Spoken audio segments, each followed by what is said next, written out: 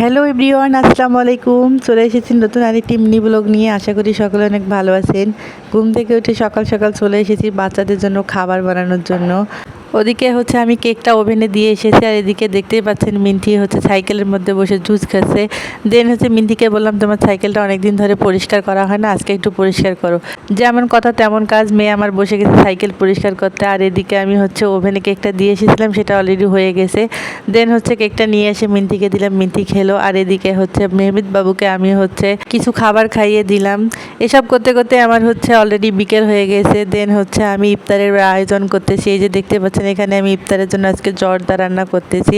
আর এদিকে ইফতারের পর খাওয়ার জন্য রাতে আমি বিরিয়ানি রান্না করে নিচ্ছি, চিকেন বিরিয়ানি। দেখতেই পাচ্ছেন অলরেডি আমার রান্না বান্না শেষ হয়ে গেছে।